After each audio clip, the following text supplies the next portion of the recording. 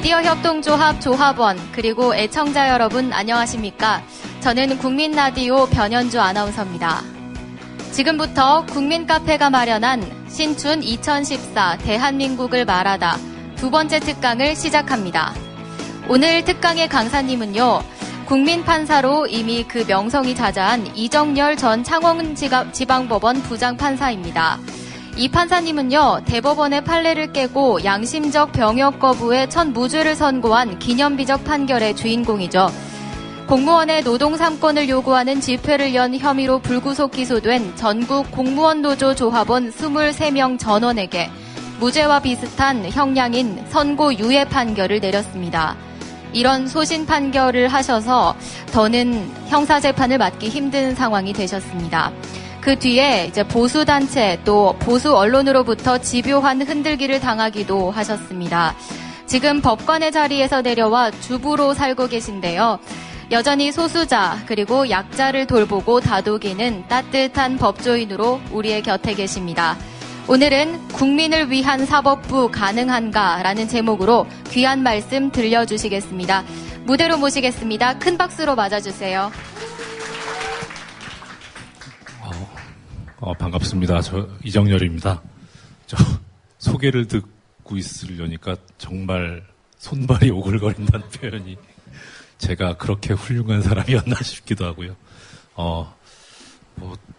들으신 대로 작년 6월까지 창원지방법원에서 법관으로 있다가 일신상의 사유로 퇴직을 하고 전업주부로 계속 근무를 해왔었습니다. 근데 최근에 보도도 됐지만은 어떻게 변호사가 좀 돼보려고 했는데 또 거부를 당하고 그래서 향후 지금 모색 중이고 있는 거는 이제 드라마나 영화 또 출판 쪽에 그 제작과 참여를 하고 있는 스테이지 팩토리라는 문화 사업을 하는 단체에서 일을 하면서 문화 사업을 좀 하려고 생각을 하고 있습니다.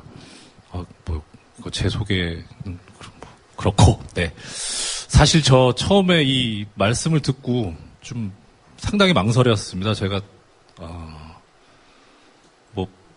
공무원으로서 오래 생활을 했었고, 어떤 지식이 좀 깊은 것도 아니고요. 더더군다나 강의를 해본 적도 없고, 또 학위도 학사밖에 없고 해가지고, 더더군다나 제목은 사실 이렇게 달긴 했는데 한국 사법의 현주소로 얘기를 하라고 시키시더라고요. 근데 6개월 넘게 떠나 있는데 사법의 현주소는 모르겠고 저희 부엌의 현주소는 제가 좀 아는데 과연 할 수 있을까 좀 걱정을 하다가 제 마음대로 그냥 또 제목도 바꾸고 그랬습니다. 오늘 드리는 말씀은 그야말로 제가 법조 생활을 하면서 느꼈던 우리나라 사법의 현황이 이렇구나, 그리고 문제점이 이렇구나라고 느꼈던 것에 관해서 제 나름대로의 생각을 말씀을 드리고, 그리고 들으시면서, 그래, 그렇게 얘기하는데 내가 공감하는 부분도 있다. 또 내지는 저런 생각을 하는 사람도 있구나. 또 어떤 나중에 해법이라는 참 거창한 제목하에 또 여러 가지 말씀을 드리게 될 텐데요. 거기에 대해서 과연 그것이 어떤 진정한 해법이 될 수 있는가라는 거에 대해서도 한번 생각을 해보시고 또 좋은 말씀이 있으시면 언제든지 말씀을 주셨으면 합니다. 그리고 시작하기 전에 한 가지 말씀 올리겠습니다. 오늘 보도를 들으셨겠지만 전주에서 저 존경하는 안도현 시인께서 무죄를 받으셨습니다. 항소심에서. 근데 비록 저는 현재 등록 거부 상태지만 등록이 되면은 들어가려고 했던 법무법인 동안이라는 곳이 있습니다. 안도현 씨는 오늘 무죄 받으신 그 변호인이 법무법인 동안에 같이 만약에 제가 된다면 같이 일하게 될 이광철 변호사가 변호인으로 참여를 했었습니다. 그래서 오늘 그 법인에선 신난다고 술 먹으러 갔는데 저는 어떻게 해야 되나? 네, 하여튼 네. 그리고 참 한 가지 또 빼먹은 게 제가 강의를 해본 적이 없어가지고 시간이 얼마나 걸릴지 모르겠습니다. 솔직히 빨리 끝날 수도 있고 엄청나게 오래 걸릴 수도 있는데 대충 제가 눈치는 좀 있으니까 좀 지루해 보인다 하면 빨리빨리 그냥 끝내고 어떻게 저 빨리 돌아가셔서 약주 한 잔 드시는 시간을 마련해드리고 좀 재밌어 보인다 하면 좀 질질 끄는 방향으로 좀 해보겠습니다. 그리고 PPT를 만들었는데요. 보시다시피 제가 처음 만들어 본 거여가지고 상당히 시체말로 허접입니다.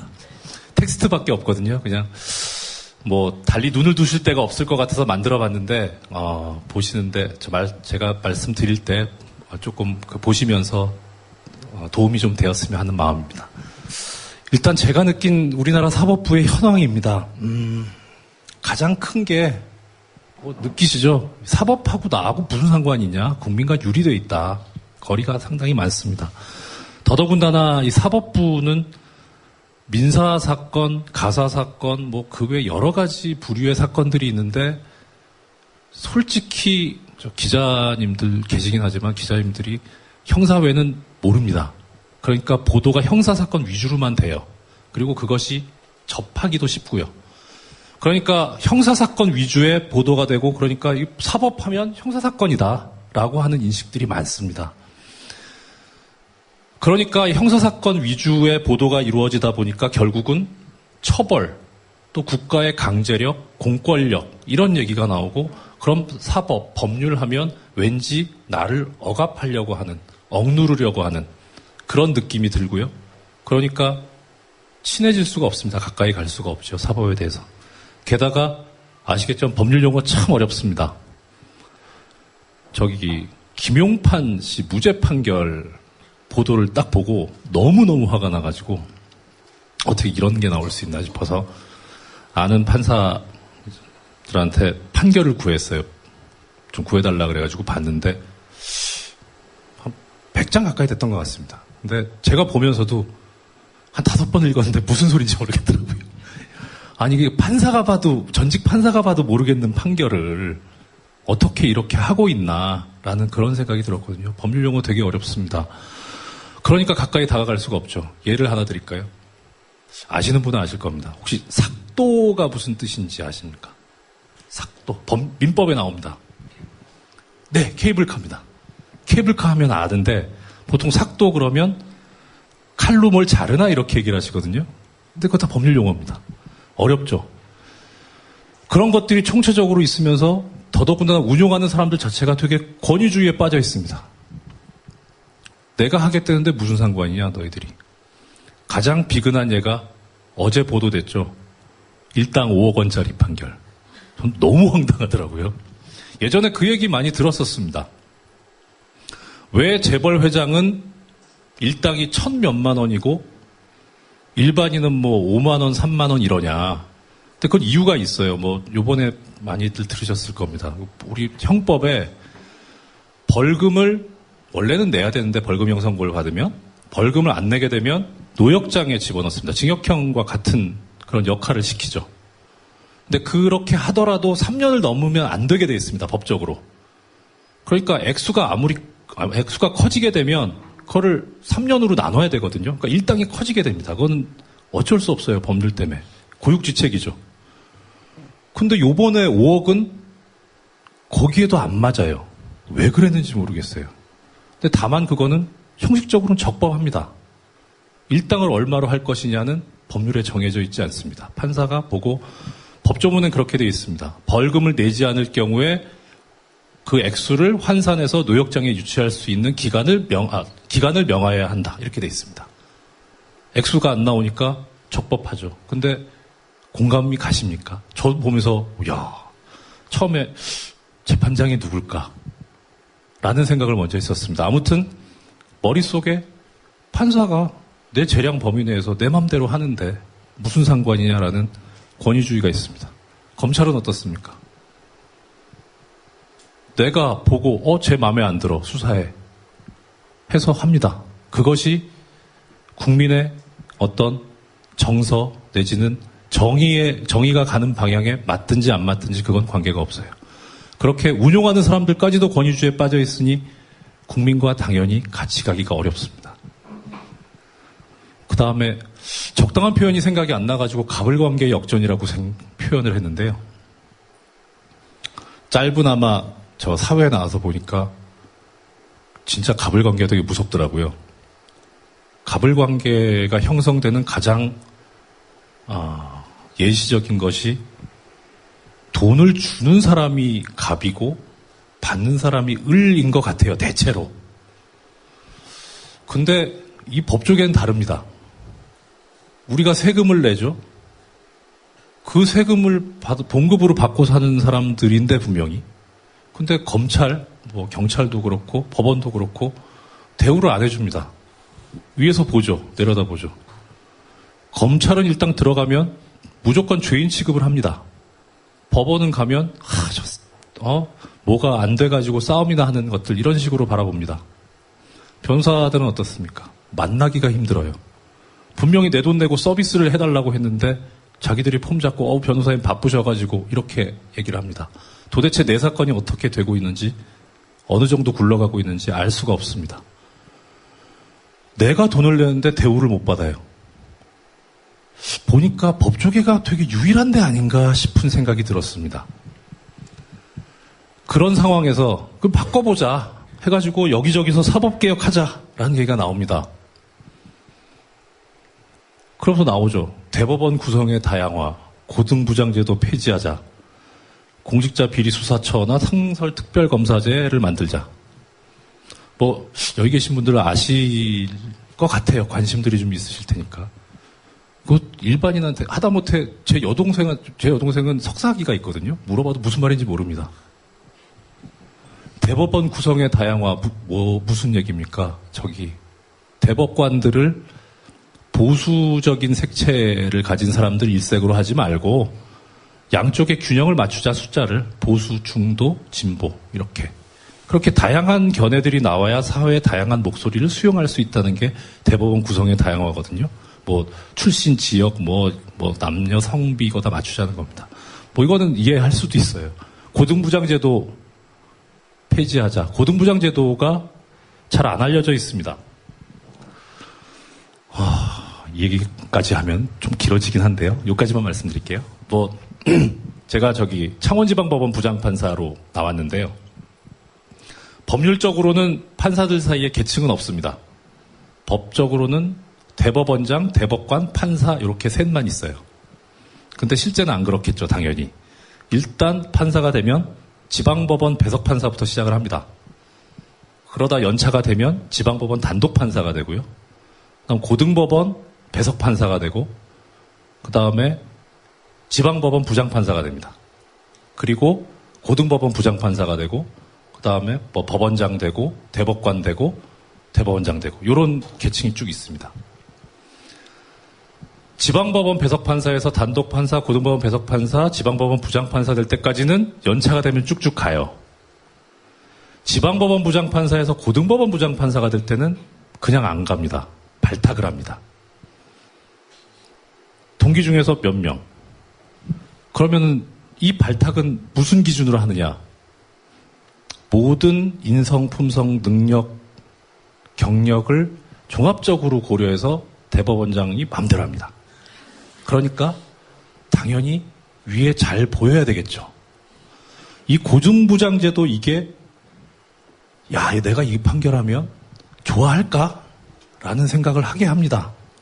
누가 압력을 하지 않아요. 내가 살아남으려면 이렇게 해야 돼. 알아서, 시쳇말로 알아서 깁니다. 이게 바로 우리라고 하면 되죠. 떠났으니까. 법원을 멍들게 한 가장 큰 요소입니다. 이거 한번 폐지해보자고 했는데 그러면은 연차대로 승진시킬 것이냐 여러 가지 논의들이 있습니다. 하여튼 요지는 그런데 이런 것들이 과연 국민들하고 무슨 상관이 있느냐라는 겁니다. 법원 내부, 법조계 내부에서는 논의들이 있어요. 결국 사법제도 운용, 개혁까지도 국민의 피부에 와닿지가 않습니다.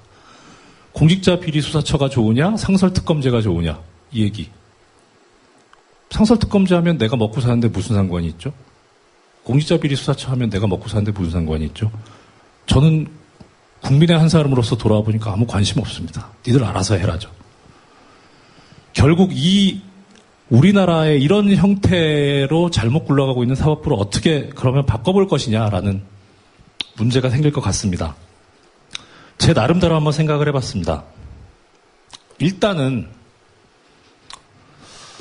못 살게 굴어야 된다고 생각을 합니다. 첫째는 잘하고 있는 사람들은 상관이 없죠. 왜? 수사를, 재판을, 또 변호사 변론을 제대로 못하느냐. 거기에 대해서 항상 문제 제기를 하고 요구를 해야 됩니다. 법적인 것보다 이걸 제일 무서워합니다. 공무원들은. 한 사람이 하면요, 근데 진상 고객이 되죠. 여러 사람이 해야 됩니다. 그 판사 재판하는데 뭐 이렇게 하던데요? 진정을 그렇게 하는 겁니다. 그렇게 하면 안 된다. 그러면 처음에는 뭐 예를 들어서 감사 담당자가 보면 뭐 진상 고객이 하나 왔나 보지 합니다. 둘, 셋 늘어나면 이 사람 이상한 거 아니야? 이 판사 이거. 당연히 아까 말씀드린 고등부장 되는데 엄청난 타격이 갑니다. 그러면은 그 양반 조심하겠죠. 그런 것들이 확산되면 고쳐질 수 있다고 믿습니다. 어디다 하느냐? 각 법원, 검사도 마찬가지입니다. 경찰, 감사관실이 다 마련되어 있습니다. 거기다가 진정을 해서 문제를 제기해야 됩니다. 변호사는 대한변호사협회에 마련되어 있습니다. 또 그 외에 국민권익위원회에 국민신문고 제도가 있습니다. 거기에 특히 법원은 이거는 큰 영향 안 미치는데요. 행정부에 소속된 검찰이나 경찰은 영향을 미칩니다. 가게 돼 있습니다. 그리고 국민신문고에 올리게 되면 그 처리 결과를 그 민원을 제기한 사람에게 통보하게 돼 있습니다. 그러니까 신경을 쓰죠. 그리고 업무 평점이라든가 업무 고과에 영향을 미치게 됩니다. 제일 무서워합니다. 솔직히 이거 저도 진정 몇 번 받아봤는데요. 처음엔 짜증이 납니다. 나 열심히 했는데 왜 이해를 못 해주지 하다가 내가 뭔가 잘못하고 있는 게 아닐까라는 생각이 들더라고요. 그래서 한번 바꿔봤어요. 그랬더니 그 다음에 재판 제일 잘한다고 진정을 하시더라고요. 고맙게. 하여튼 진정 되게 중요합니다. 그 다음에 할 수 있는 방법이 헌법에도 있죠. 청원을 하는 겁니다. 이 진정기관, 담당하는 기관에 이상하다, 징계해달라, 징계청원 하면은 거기에 대해서 또 답변을 해주게 돼 있습니다. 징계사유에 해당한다, 안 한다, 뭐 징계를 하겠다, 안 하겠다. 특히 판사검사는 징계청원에도 또 있죠. 국회에다 탄핵소추 청원하시면 됩니다. 이거는 잘하면 언론 탈 수 있습니다. 그러면 특히나 언론을 무서워하는 검사들한테는 많이 영향을 미칠 겁니다. 그리고 가장 중요한 거는 진짜 내가 주권자고 내 돈으로 봉급을 받는 사람들, 내가 부리는 머슴들이잖아요. 내가 주인입니다. 내가 주인이 되는 형태로 바꿔야 됩니다. 인식을 바꿔야 됩니다. 그리고 그렇게 해야 됩니다. 일을 많이 시켜야 됩니다. 일을 많이 시킨다는 것이 어떤 의미인가는 이제 앞으로 말씀을 드리겠습니다. 아까 얼핏 말씀드렸다시피 못살게 구는 건데요. 하나 걸리는 게 있죠. 내가 재판 걸렸는데 못살게 굴면은 나를 미워해서 나한테 더 불리하게 하지 않을까. 절대 못 그럽니다. 단연코 말씀드릴 수 있습니다. 국민의 당연한 권리고요. 특히 민사 같은 경우에는 답이 정해져 있기 때문에 법에 나와 있는 대로, 그러니까 그렇게 못합니다. 형사 같은 경우에도 요새 양형 기준이 마련돼가지고 예전에는 정말 터무니없는 판결들이 나왔었는데 요새는 그래도 그 범위 안에 들어갑니다. 그래서 많이 쓰셔야 됩니다. 이 권리들. 그 권리들이 무엇이 있는지 그 부분을 오늘 중점적으로 말씀드리려고 합니다. 이렇게 말씀드리려고 하는 것은 결국은 사법 제도가 바뀌어야 되는 것은 큰 틀에서 바뀌어야 되는 건 맞습니다. 근데 그것은 입법기관 또 소위 말하는 정치권에서 해결해야 될 문제고 나 한 사람이 어떻게 해야 될 것이냐. 결국은 답은 그거죠. 투표를 잘하자죠. 근데 그것만 갖고는 성에 차지 않아요. 뭐가 부족한 것 같습니다. 내가 뭔가가 있을 때 어떻게 해야 될 것인가 그 말씀을 드리고 싶은 게 오늘 말씀드리고자 하는 요지입니다. 각각 분야별로 조금 말씀을 드리겠습니다. 일단 형사법 분야하고 민사법 분야하고 또 변호사업계 쪽하고 각각 말씀을 드리겠습니다. 아무래도 조금 좀 더 친숙하시고 많이 들어보신 형사법 분야에 대해서 생각하실 수 있으실 테니까 형사법 분야를 먼저 말씀드리겠습니다. 넘겨주실까요? 예, 수사기관에 대해서 어떻게 할 것이냐. 형사에서 가장 큰 원칙은 유죄라고 주장하는 사람, 검사죠, 경찰관. 이 사람들이 저 사람이 유죄다라고 하고 라는 것을 증명할 법률상 책임을 가지고 있습니다. 그러니까 결국 내가 무죄라고 하는 걸 증명할 필요는 없어요. 좀 가만히 있으면 됩니다. 하다못해 고등학교 때 들어보셨죠? 구성요건 해당성, 위법성, 책임성. 위법성 조각사유 해서 정당방위, 긴급피난 이런 것도 들어보셨을 거고요. 그다음에 책임 조각사유 해가지고 의사 능력이 없는 형사 미성년자 이런 것들도 있고요. 간통 같으면은 합의를 했다, 이런 얘기도 있고요. 하여튼 그런 것까지 다 조사를 수사기관이 해야 됩니다. 물론 예외는 있어요. 알리바이. 요거는 피고인 쪽에서 해야 되겠죠. 근데 그거는 얘기 안 하면 상관이 없습니다. 하여튼 다 증명해야 됩니다. 그런데 먼저 나서서 얘기를 하는 수가 있습니다. 그럼 어떻게 됩니까?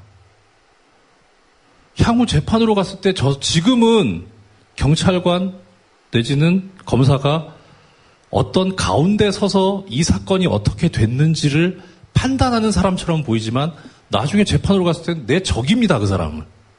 근데 내가 불리한 것 내지는 나의 공격 무기를 미리 다 밝히는 거예요. 이거는 처음부터. 그러니까 자신에게 불리한 걸 얘기할 필요가 없습니다. 그게 뭐죠? 묵비권이죠.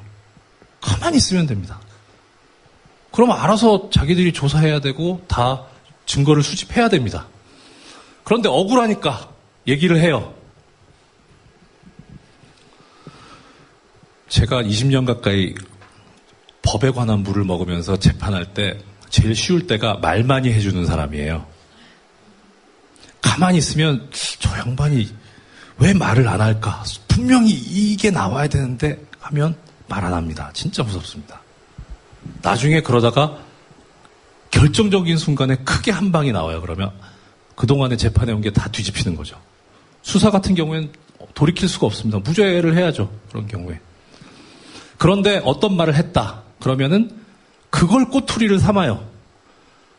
당신이 그렇게 얘기를 했는데 그 부분 중에 이 부분이 이상하니까 이 부분을 설명해라라고 합니다. 왜 설명합니까? 내 묵비권이 있는데. 할 필요 없죠. 거기서 꼬투리와 약점을 잡혀요. 할 필요가 절대 없습니다. 그 일화 아시죠? 정치하시는 분이라 언급하기가 조금 그렇긴 한데 그 금태섭 변호사님이 한겨레 신문에 검사 시절에 연재하다가 그거 문제가 돼가지고 결국은 사표를 내고 나갔죠. 그때 그분이 한겨레 신문에 썼던 첫 번째 수사 잘 받는 법인가 그런데 첫 번째 썼던 제목이 말하지 마라였어요. 수사기관 가서 쓸데없는 소리 하지 마라. 그냥 괜히 쓸데없는 소리 하면 책 잡힌다. 변호인을 대동을 하든가. 근데 변호인 대동하는 게 쉽진 않으니까 그냥 가서 가만히 계시면 됩니다. 괜히 저 가시라는 것 같아가지고 죄송한데요. 그 뜻은 전혀 아니고요. 예. 자, 그럼 일단 갔다. 조사를 합니다. 진술을 하죠. 그러면 수사기관이든 법원이든 어디든지 누군가 어떤 얘기를 하게 되면 조서를 쓰게 돼 있습니다. 참고인으로 가게 되면 참고인 진술조서를 쓰게 돼 있고요. 피의자로 가게 되면 피의자 신문조서를 쓰게 돼 있습니다. 그 다음에 나중에 말씀드리겠습니다만 법원에서는 공판조서를 쓰게 돼 있고요. 그럼 조서를 쓰게 되면 제가 여기 조문만 적어놨는데 살짝 읽어드릴게요. 일단 조서가 작성이 되면은 그 내용을 진술한 사람한테 읽어줘야 됩니다. 또 보여줘야 됩니다. 그리고 당신이 진술한 대로 말한 대로 돼 있느냐를 확인을 받아야 됩니다. 그 확인은 서명 날인을 받게 돼 있습니다. 근데 이거 내가 얘기한 거랑 다른데요? 하면 바꿔달라고 요구할 수 있는 권리가 있어요. 그 이의권입니다. 요게 아주 오묘하게 되어 있는데요. 원래 법조문은 이의를 제기하게 되면 이의를 뭐라고 했다라고 쓰게 돼 있어요. 예를 들어서 저는 그날 짜장면을 먹었습니다. 라고 처음에 원래 조서에 이렇게 돼 있으면 나는 짬뽕 먹었는데요? 하면 짜장면에 줄 긋고 짬뽕이라고 써야 돼요.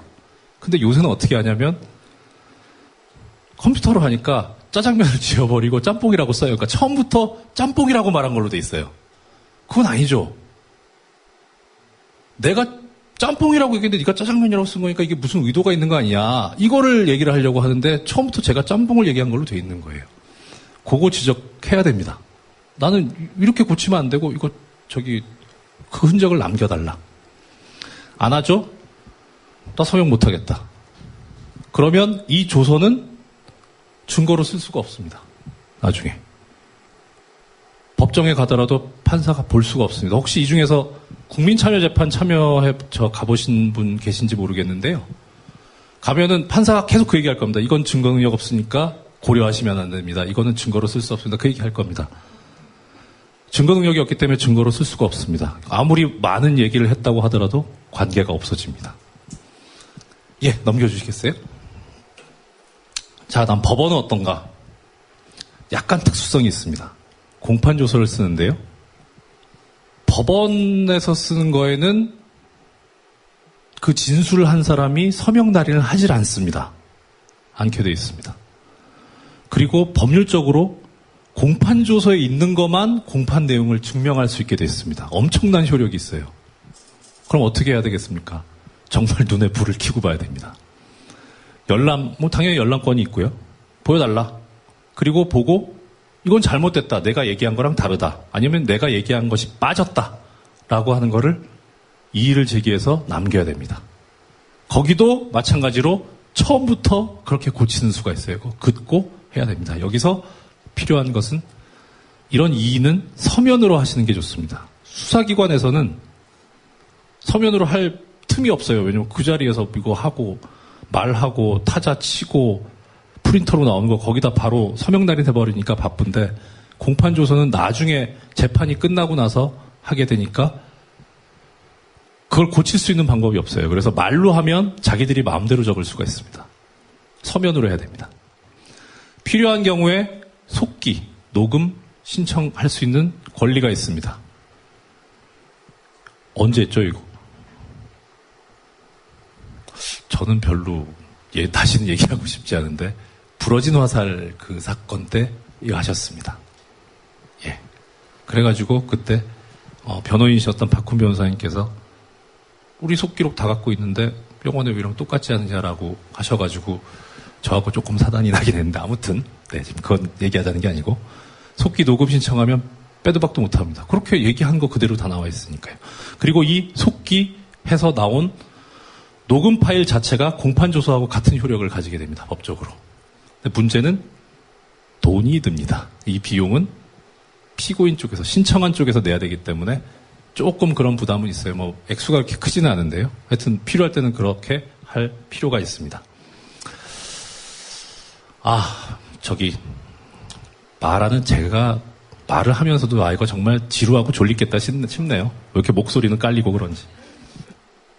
정보라면 정보고요. 그래서 중간에 다른 얘기 하나 해드릴게요. 자, 지금 이제 민사 절차인데요. 여기 보면 변론조서라고 나오죠. 아까 형사에는 뭐였죠? 공판조서입니다. 공판조서. 이게 어떻게 해서 그렇게 된지 모르겠는데 민사에서는 재판을 변론이라고 해요. 형사에서는 공판이라고 하고요. 요번에 또 하나의 약속 영화를 보는데요. 거기 이제 그 산재 청구하는 거잖아요. 산재 청구했다가 안 받아들여졌습니다. 근로복지공단에다가 했는데 어디로 갔냐면 행정소송으로 갔어요. 행정소송은 법률상 민사소송 절차를 따르게 돼 있습니다. 그러면은 행정소송에서 벌어지는 재판은 변론이겠죠. 한참 몰입해서 영화를 보고 있는데 누가 그러셨더라? 다음은 공판은 언제라고 이렇게 얘기를 하시는 거예요. 그래서 저 공판 아니고 변론인데 그러면서 몰입이 깨지고 영화가 눈에 안 들어왔어요. 예, 직업병이죠. 죽겠습니다. 변호인 때도 그랬어요. 정말 그때는 미치겠더라고요. 변호를 3번 봤는데요. 거의 다 보셨을 테니까. 그 외에 저 송우석 변호사님이 동창회 회장 됐다고 그 맞아요. 순댓국이 아니다. 돼지국밥집. 네. 거기 가가지고 이제 자기가 한턱 내겠다고 막 하는 장면 있잖아요. 거기에 그 기자분 한 분이 이제 기분이 좀 안 좋으니까 TV를 트셨어요. 그 TV에서 첫 멘트가 딱 나오는데 오늘 서울중앙지방법원은 뭐 하면서 이렇게 나와요. 근데 그때 배경이 1983년인가 아마 그런 걸로 제가 기억합니다. 80년대예요. 서울중앙지방법원은 2002년도에 생겼습니다. 그 다음부터 영화가 들어오지 않더라고요. 미치겠습니다. 또 여기는 말씀 안 드렸는데요. 형사에서는 이제 재판에 회부된 사람을 피고인이라고 합니다. 3글자죠. 민사에서는 원고, 피고 이렇게 얘기합니다. 그러면 피고를 사형에 처한다 이거는 맞는 말일까요? 틀린 말일까요? 당연히 틀립니다. 예, 피고인을 사형에 처한다 이래야 맞죠. 변호인에서 피고하고 피고인하고 계속 왔다 갔다 하는데 정말 미치겠더라고요. 그래갖고 보통 이렇게 영화의 그 감동, 잔잔한 느끼시기 위해서 여운을 느끼시기 위해서 안 나가시잖아요. 저도 안 나갔어요. 저는 감동을 느끼려고 했던 게 아니고 도대체 누가 법률 잡았는지 이름 좀 보려고. 안 나오더라고요. 모르겠던데요. 예, 어떻게 좀 졸리신 거를 좀 방해를 해보려고 했는데 됐나 모르겠네요. 자, 민사 절차요. 네. 민사 절차는 아무래도 형사 절차보다는 덜 빡빡합니다. 덜 빡빡한데 대신에 페널티가 좀 세요. 소송 절차에 대해서 뭐 잘못됐는데 바로 이의를 제기하지 않으면 이의를 제기할 수 있는 권리를 잃어버립니다. 법에 그렇게 박아놨어요. 그러니까 어버버하고 있다가 나중에 저번에 뭐 며칠 날 한 재판 그때 좀 이상했는데요 하면 그때 즉시 이의를 제기하지 않았기 때문에 권리를 상실했습니다라고 하는 소리를 듣습니다. 그러면 무슨 반응이 나올까요? 뭐 이런 법이 다 있어 이럽니다. 그러시더라고요. 그래서 네, 그런 법이 있기는 있어요. 민사소송법에. 안타깝죠. 그러니까 뭐가 이상하다 하면 바로 이상합니다. 뭐 이의 있습니다 하시고 그럼 뭐가 이상하냐 그러면 하여튼 이상한데 뭐가 이상한지는 다음번 재판 때까지 내가 서면으로 얘기하겠다고 변론조서에다 적어달라고 해야 됩니다. 안 그러면은 그 부분이 없으면 그대로 넘어가 버립니다. 마찬가지 공판조서처럼 변론조서도 그 재판에서 있었던 거는 이 변론조서에 의해서만 증명하게 되어 있습니다. 되게 신기했던 것 중에 하나가요. 판사 생활하면서 조서에 이제 뭐라고 나오냐면 원고 누구 출석, 피고 누구 출석, 원고 뭐뭐뭐뭐라고 진술했다. 피고 뭐뭐뭐라고 진술했다. 뭐 이런 식으로 써지거든요, 조서에. 다른 사건이었는데 원고 출석, 피고 불출석인데 피고가 뭐라고 말했다고 나오는 거예요. 야, 이게 걸린 거예요. 그러니까 분명히 느낌상으로는 이건 불출석이라고 돼 있는 게 출석의 오타일 거다라고 하는 게 상식적인데 왜냐면 불출석했다고 하기엔 너무 한 말이 자세한 거예요. 오타일 거다 했는데 이 법에 걸려가지고 그 부분을 무시해버렸습니다. 그냥 이거는 이렇게 말한 것이 오타다. 역으로 바뀌는 거죠. 꼭 그래서 변론 한 거는 조서의 예성을 증명할 수 있기 때문에 항상 확인하셔야 됩니다. 그리고 이상하면 말씀드린 대로 서면으로 꼭 이의를 제기를 하셔야 됩니다. 네. 이런 거 저런 거 귀찮다. 제일 좋은 방법이 있어요. 전자소송 요새 도입이 됐습니다. 이 프로그램을 적극 활용하시기를 권장을 드립니다. 아무리 선전을 해도 이거 법원에서도 좋아하는 거예요. 이거 하는 거에 대해서 아무도 변호사님들은 반대하더라고요. 아무튼 왜 그런지 나중에 말씀드리겠습니다. 일단 전자소송 하면 소송 시작할 때 공짜로 하는 게 아니고 내가 얼마를 청구하느냐에 따라 액수에 따라서 수입인지를 붙이게 돼 있습니다.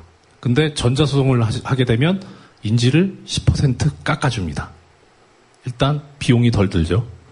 그 다음에 아까 말씀드린 이 전자소송은 참 민사에만 국한된 겁니다. 형사에는 지금 적용되지 않고 있습니다. 민사 절차에서 변론조서를 확인하고 싶은데 그럼 보려면 법원에 가야 됩니다. 가서 조서 복사하러 왔는데요 하면 재판장님 결재가 아직 안 나가지고요. 다음번에 오세요. 그냥 빈손으로 오는 경우가 허다합니다. 근데 전자소송 프로그램을 보면 바로 접속해서 변론조서가 됐는지 안 됐는지 확인할 수 있습니다. 그리고 그 내용까지 확인할 수 있어요. 그럼 뭐 할 수 있죠? 아까 말씀드린 대로 바로 이의를 제기할 수 있습니다. 이상하다. 화면 캡처해가지고 이건 다르다. 왜 캡처를 꼭 해야 되느냐? 조서를 작성하게 돼가지고 전자결제를 하는데 재판장의 전자결제가 이루어지면 바로 서버로 등록이 돼버립니다. 근데 그 등록을 취소할 전자적인 권한을 재판장이 가지고 있어요. 나중에 보다 이거 조서 이상한데 등록 취소합니다. 그리고 새로 쓰라 그럽니다. 그러면 다르죠. 이거 됐으면은 정리하고 정정하고 이 부분이 잘못됐다라는 것까지 표시를 해야 되는데 안 합니다. 관행적으로 그래왔습니다. 그러면 안 되죠. 아무튼 법원에 가거나 하여튼 교통비 들이지 않고 바로 확인할 수 있습니다. 그럼 전자소송은 어떻게 할 수 있느냐? 공인인증서만 있으면 바로 회원 가입하고 사용 가능하십니다. 이 전자소송은 대법원 전자소송이라고 아무 데서나 그냥 포털이든 이렇게 치시면 바로 들어갑니다. 법원 대국민 서비스라고 있습니다. 거기에 들어가시면 사용하실 수 있습니다. 거기에 들어가시면 사건 검색 프로그램도 있습니다. 대한민국 법원 대국민 사이트요. 사건 검색 프로그램에 들어가시면 내 사건이 어떻게 지금 진행되고 있는가. 예를 들어서 내가 소장을 냈으면 그 소장이 접수됐다고 나오고 그 소장이 상대방한테 언제 갔는지, 상대방이 어떤 서류를 냈는지 다 검색할 수 있습니다. 재판 언제 잡히고 내가 어떤 신청을 했는데 법원이 어떤 조치를 취했는지 알 수 있습니다. 캡처해서 이 근거를 쓸 수 있죠. 내가 이거 낸 지 지금 얼마가 지났는데 왜 안 하냐? 하고 있는 거냐 안 하고 있는 거냐? 이건 뭐라고 할 수가 없어요. 안 하고 있는 게 너무 명백하기 때문에. 이 근거로 쓸 수 있습니다. 이거 제가 그만두지 않고 현직에 있었으면 이런 거는 절대 발설하지 않는데 이제 저는 떠났으니까 다시 돌아갈 수도 없고 돌아갈 리도 없고 아주 유용합니다. 네. 자, 변호사입니다. 제일 깝깝해하는 게 내 사건이 어떻게 되고 있는 건지 모르죠. 모른다고 하시더라고요. 변호사와 이 사건을 맡긴 의뢰인과의 법률 관계는 법적으로 위임감 관계에 해당이 됩니다. 위임 계약이 체결이 되고 위임인과 수임인, 자꾸 법률 용어 써 죄송합니다. 저 배운 도둑질이 이거밖에 없어가지고. 그 위임에 관한 민법 규정을 보면은 업무보고 청구권이라고 있어요. 내 사건 어떻게 되고 있냐? 나한테 브리핑해라라고 요구할 수 있는 권리입니다. 그리고 혹시 이 중에서 변호사들하고 수임 계약 한번 체결해 보신 분이 있는지 모르겠는데 저도 요번에 봤어요. 사건 수임 계약서에 보면 수임인, 그러니까 변호사 쪽에서는 의뢰인이 요구하면 언제든지 사건 진행 사항을 보고하고 자료를 청구하게 되면 보여줘야 되는 의무가 있습니다. 계약상으로도 의무가 있어요. 얘기해야 됩니다. 내 사건 어떻게 되고 있냐? 근데 그거 안 물어보고 잘 되고 있겠지, 내지는 알아서 잘 하겠지 하시다가 낭패를 볼 수 있습니다. 내가 이거 법원에 내라고, 재판부에 내라고 요구했던 서류가 제대로 제출이 됐는지, 또 내가 하고 싶은 말이 그대로 재판부에 들어간 서류에, 변호사가 작성한 서류에 그대로 쓰여져 있는지 확인하셔야 됩니다. 이것도 전자소송 프로그램을 이용하시면 쉽게 볼 수 있습니다. 그래서 변호사님들이 전자소송 안 좋아한다 그러더라고요. 옛날에는 뭐 저를 믿고 그냥 하시면 된다고 했는데 우리 변호사가 쓴 서류의 내용을 내가 화면에서 다 볼 수 있는 겁니다. 그리고 냈는지 안 냈는지도 알 수 있어요. 그럼 내가 이거 내라 그랬는데 왜 안 냈냐? 얘기를 할 수 있습니다. 또 내가 하고자 하는 얘기는 이게 아닌데 이렇게 된 거 잘못된 거 아니냐? 고쳐달라. 내지는 다시 내라. 요구할 수 있습니다. 전자소송 아주 그래서 변호사님들은 안 좋아하고 또 많이 활용하셔야 됩니다. 이거는 참 지금 변호사를 시켜주게 되면 저한테는 불리한 얘기인데 사실. 예, 근데 이렇게 돼야죠. 이게 돈을 내는 사람의 당연한 권리입니다. 이 권리를 지금까지 못 찾고 계신 겁니다. 아쉬운 거죠. 네. 끝났죠?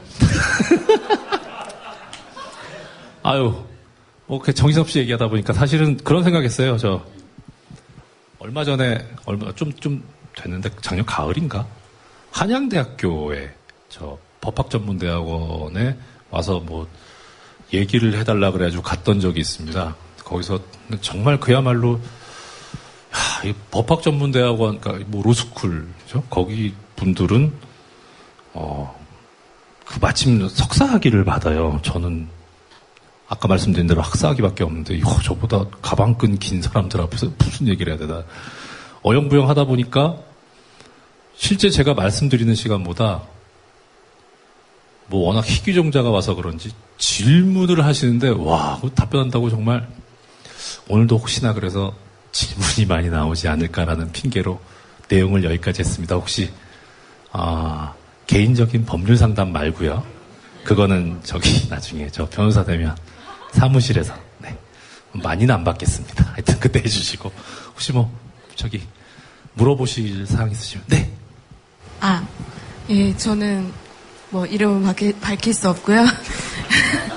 궁금한 건 많은데요. 네. 어제 보도에 따르면 김황식 예비 후보님께서 미국에 가실 때 현직 판사를 가방 못지로 같이 동행을 했다고 하시는데 과연 그분이 공직선거에 출마했을 때 판사들이 주축이 되는 선관위가 선관위로서 기능을 할 수 있을까? 현직 판사를 그렇게 소위 가방 못지로 부리고 계신데 그래서 전에 또 선관위에서 활동을 하셨으니까 우리가 다 선관위라는 곳이 어떤 곳인지 대충은 알고 있지만 그거에 대해서 한번 한 말씀 듣고 싶습니다.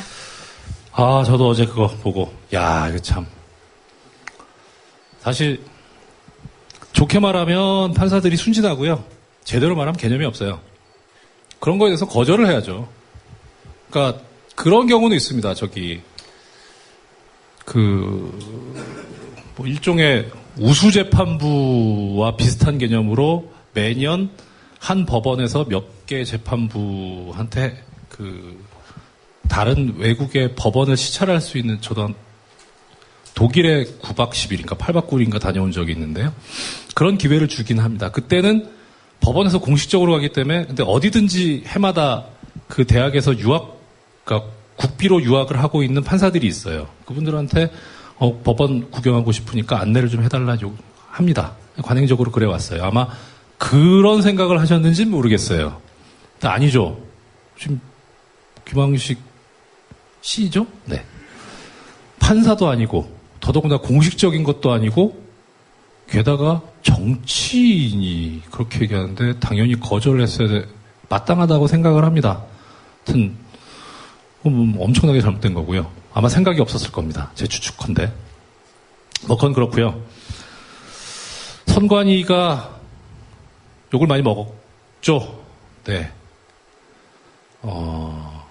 저는 중앙선관위에 있었던 건 아니고 지역선관위에 있어가지고 중앙선관위에 그건 잘 모릅니다. 근데 다만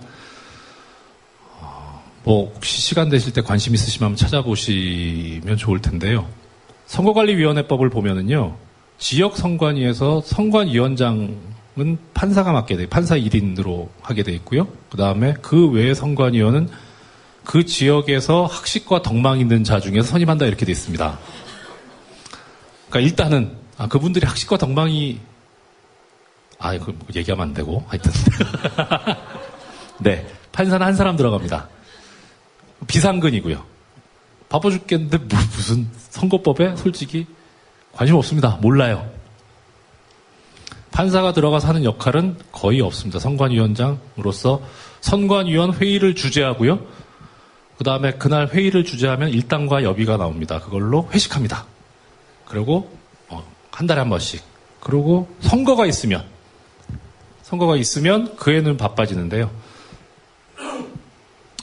중앙선관위에서 나오는 지침 하달상 이런 거 선관위원장 아무 관심이 없어요.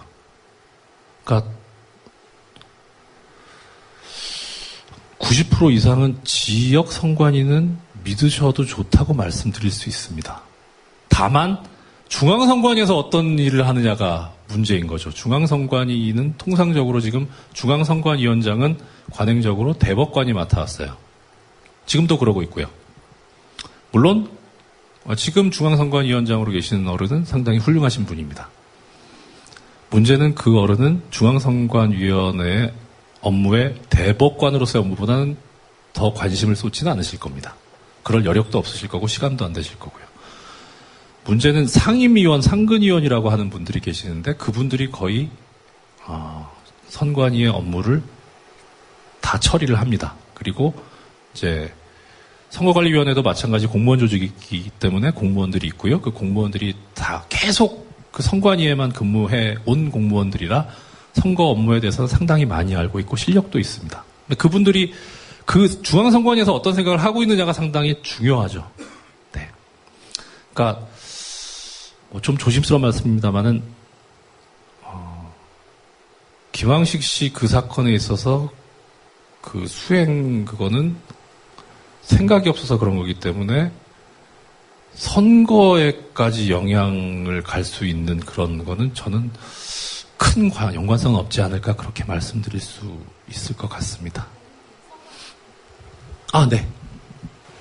저는 그 대학교 아들 둘 다니는 아들 둘이 있는 대학생인데 올해 52살인데 판사님 오늘 직접 뵙고 아주 잘생기신 거 보니까 좋습니다.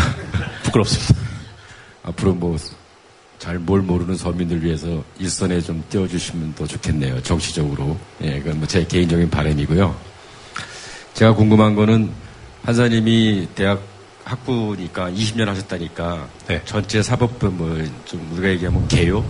그러니까 전체 판사 인원이 어느 정도 되고 그 다음에 연수원 나와가지고 저희가 일반적으로 알기로는 1등부터 50등까지는 판사 되고 그 후부터는 검사로 배정받고 성적순을 따른다.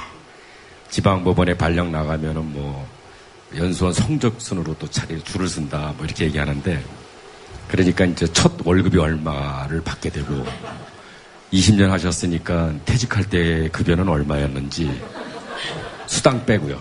그리고 그런 거 아주 구체적인 사례 그쪽 세계에 대해서 저희들이 너무 막연하잖아요. 그러니까 아주 현실적인 것들 개요라 그럴까? 대학 졸업해서 첫 월급을 얼마 받았고 20년 하셨으니까 그거에 대한 전체 이론 말씀 중에 죄송한데요. 저도 사람인지라 용량의 한계가 있어서 제가 말씀을 일단 드리고 거기에 대해서 물어보신 거에 빠진 답변이 있으면 질문을 추가로 해주시면 좋을 것 같습니다. 제가 들은 것만 5개가 넘는 것 같거든요. 네, 알겠습니다. 네. 죄송합니다. 성적순으로 간다. 전체 판사 인원. 판사 인원이요. 글쎄요, 정확하게 기억은 안 납니다. 제가 1000 돌파할 때는 본 것 같고요. 2000 돌파할 때도 본 것 같은데 3000이 되나? 잘 모르겠습니다. 정확하게는. 이게 사실 용어가 오도돼서 변질돼서 쓰여서 그런데요. 우리나라는 법치국가잖아요. 앵간한 건 법에 다 있거든요. 각급 법원의 판사의 정원에 관한 법률이라고 있습니다. 그 법에 보면 뭐 대법원에는 판사 몇 명, 뭐 어느 뭐 서울중앙지법은 판사 몇 명 이런 식으로 규정이 돼 있습니다. 거기에 아마 총 합계가 나올 겁니다. 실제 그거랑 일치하진 않는데 오차가 10%는 안 넘을 겁니다. 아마 저 정확하게는 지금 기억이 안 나거든요. 예, 죄송합니다. 하여튼 2,000은 넘는 걸로 알고 있습니다. 그리고 성적순으로 배정을 받는 건 아니고요. 그러니까 일단 연수원 수료할 때 지원을 받습니다. 뭐 법원을 갈 거냐, 검찰을 갈 거냐, 아니면 저 변호사의 직을 갈 거냐 합니다. 근데 이제 이게 단연간 형성이 되어 오니까 대충 뭐 여담으로 이런 말이 있습니다. 저기 내가 검사가 되면 친구들이 좋아하고 변호사가 되면 마누라가 좋아하고 판사가 되면 지만 좋다는 말이 있어요. 뭐 앞에 두 개는 이해하시겠죠. 검사 되면 야 전화해가지고 야 이거 지금 나 이거 이렇게 됐는데 해결해 줍니다. 변호사 되면 돈 들고 가니까 좋아하겠죠. 근데 판사가 되면 그만큼 다른 두 직역보다는 자기가 편하다는 겁니다. 왜냐하면 재판기일도 그렇고 뭐 이렇게 자기가 스스로 좀 계획을 세워서 꾸릴 수 있는 여지가 많아요. 그러니까 아무래도 법원을 선호합니다. 그러면은 지원을 하는데 쭉 보면은 뭐 예를 들어서 뭐 50명을 뽑는다. 근데 51명이 지원을 했다. 그럼 한 명은 탈락해야 되잖아요. 이 탈락자를 어떻게 결정하느냐. 다른 기준이 없습니다. 성적입니다. 그냥. 할 수 있는 기준이 그거밖에 없으니까요. 사법시험 성적과 연수원 성적. 그럼 역으로 사람들이 줄을 씁니다. 1등부터 그건 알거든요. 너 어디 갈 거냐. 동기들끼리니까 그런 건 서로 얘기 통합니다. 너 어디 갈 거냐. 그래? 그럼 넌 법원, 넌 검찰. 하면 50명 정도 뽑는다고 치면 한 80등 언저리에서 법원 대충 결정이 됩니다. 근데 중간에 하나 변심하잖아요. 일생이 바뀌잖아요. 평생 욕먹습니다. 진짜. 뭐 하여튼. 근데 그게 뭐 어떤 법칙인지 모르겠는데 주기는 있더라고요. 그러니까 제가 사법연수원 23기 졸업인데요. 수료했는데요. 16기 때인가 17기 때인가는 변호사 쪽이 우세했어요. 그러니까 1등부터 5등까지 중에 3분인가? 일단 수석이 변호사가 됐고요. 그러니까 그때그때 다른 것 같습니다. 하여튼 뭐 너는 1등이니까 판사, 너는 몇 등이니까 검사 이런 식은 아니고요. 지원을 해서 하다 보니까 성적순으로 자르게 되고 또 그래서 지원하는 사람들이 다 그렇게 서로 의논을 해서 맞춰갑니다. 그 다음에 첫 월급. 예, 그 봉급도요 법에 있어요.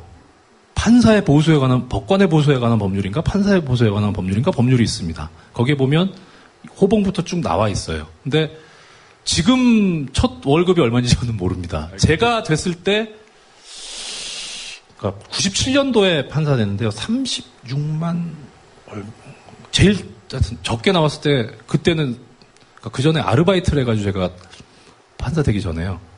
월 100 한 군데 150 받았고 80 받아 230을 벌었거든요.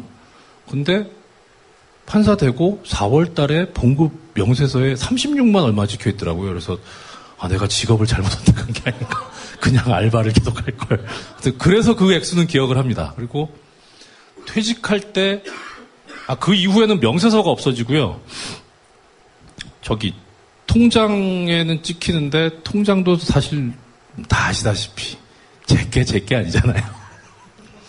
그러니까 뭐 기회도 없고 얼마가 나오는지도 모르고 그냥 주는 대로 그냥 주나보다 하는데 나중에 연말정산 받을 때 보니까 연봉으로 치면 한 7천에서 8천?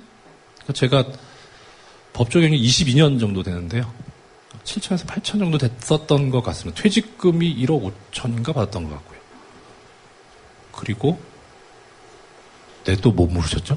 아니 97년 초봉이 37만 원이면 누가 판사 월급이 맞습니까? 네. 그걸 어떻게 생활이 되던데요? 37만 원이요? 그때는 그리고요. 뭐 떡값 이런 것도 좀 있었고요. 제가 들어갔던 애가 그 해 연말에 의정부 법조 비리 사건이 터졌어요. 저는 운 좋게도 끝물을. 그다음부터는 그때는 애가 있었구나. 걔가 그거는 했었어요. 파스텔 분유 먹이다가 메일 거 먹였나?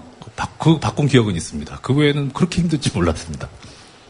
마지막으로 37만 원 받으셨다니까 초월급인데 예. 어디다 쓰셨는지 혹시 부모님들이 카드 깎아 받죠.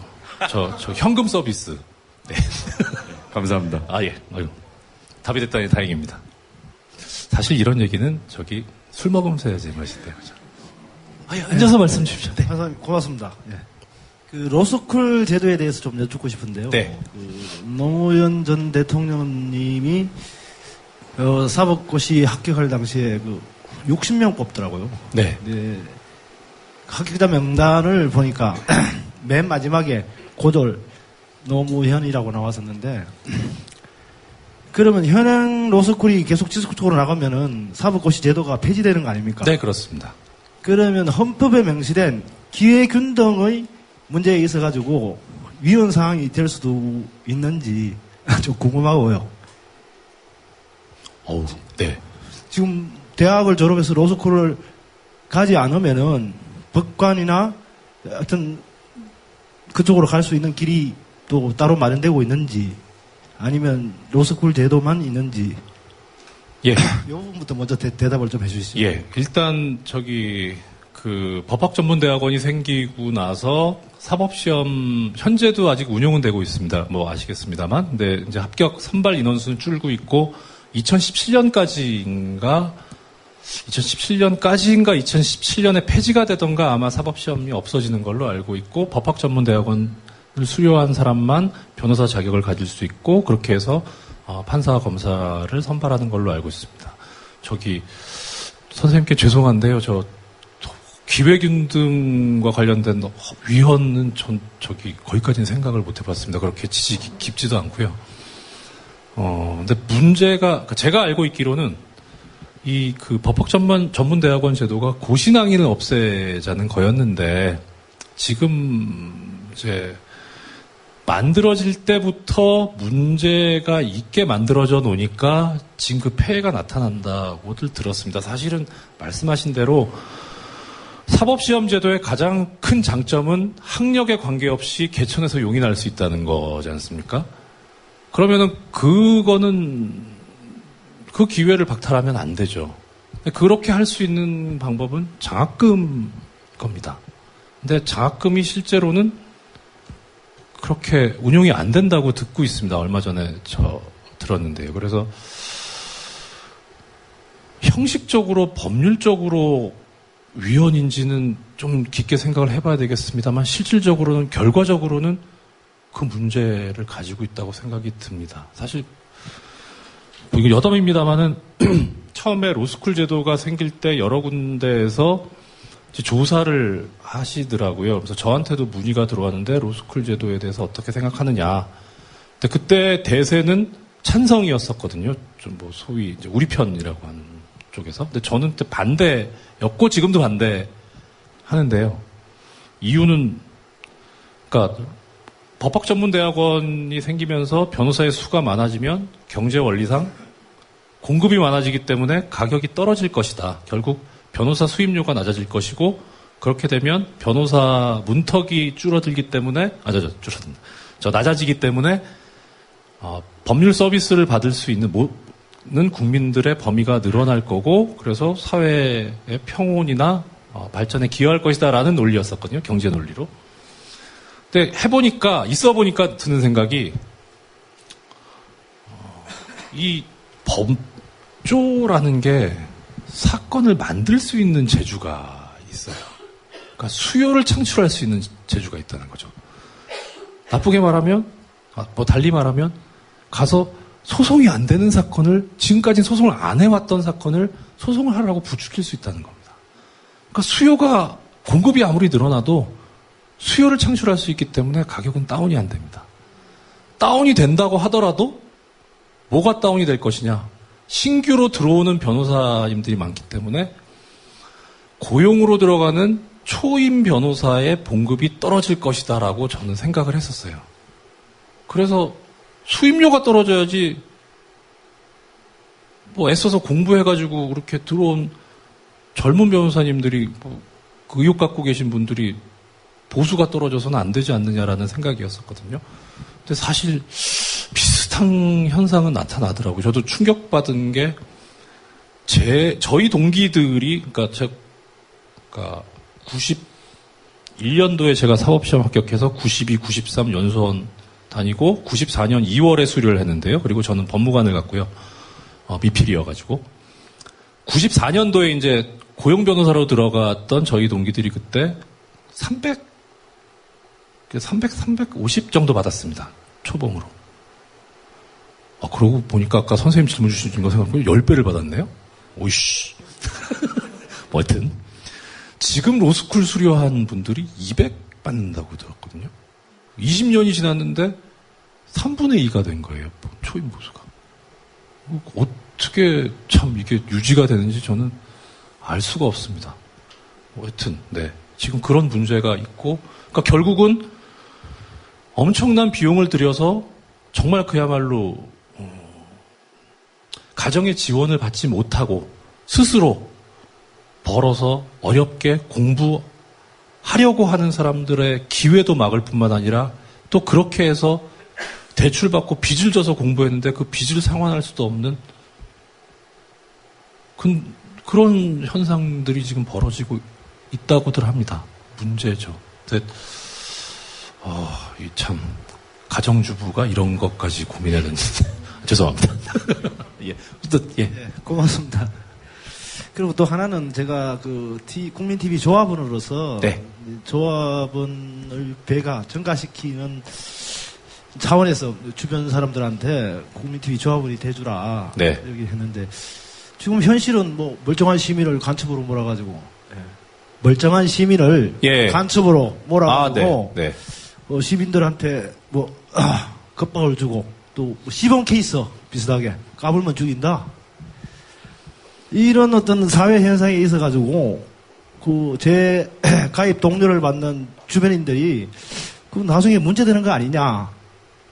이런 질문을 받기도 합니다.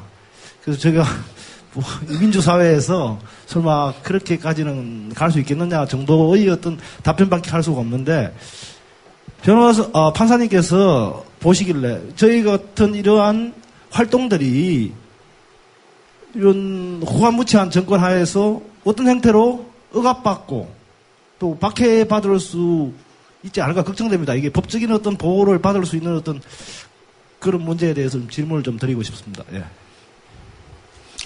일단 저도 조합원이고요. 그리고 전에 저 김남훈 선생 인파이팅 하실 때 대국민 상담소에 제가 땜빵으로 한번 나온 적이 있었거든요. 그때 출연료를 주신대요. 조합원이시니까 게시판에 사업 수익 저 볼 때마다 참 기가 찹니다. 아니 이 사업을 어떻게 하시니? 매 적자예요. 적자도 한두 푼이 아니고.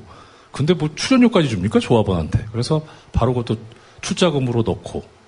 하여튼 그랬는데 솔직히 제가 권력자가 아닌 이상 조합원으로 가입하시더라도 아무 문제가 없습니다라고 제가 어떻게 말씀을 드릴 수 있겠습니까? 네. 근데 출연료를 출자금으로 전환을 해도 별로 사는데 지장이 없는 것 같습니다. 문제는 아까 말씀드린 것과 관계해서 공공기관에, 수사기관에, 법원에 한 사람이 그렇게 자꾸 이의를 제기하고 요구를 하고 뭘 하고 하면 진상이 됩니다. 개개인이 나 조합원 그래 나 혼자 얼마 더 하면 그 사람만 표적이 되겠죠. 서로 그래서 존경하는 유시민 장관님께서는 연대를 해야 된다고 말씀하셨지 않습니까? 서로 같이 있어야 단단해지고 얻어맞지 않고 맞더라도 힘이 분산이 되고 견딜 수 있을 것 같습니다. 선생님 말씀 주신 대로 이 후한무치한 정권 그래도 민주사회에서 대명천지에 그렇게까지 하겠느냐 그거를 깨주셨죠. 오래됐죠 그 깨진 지. 제가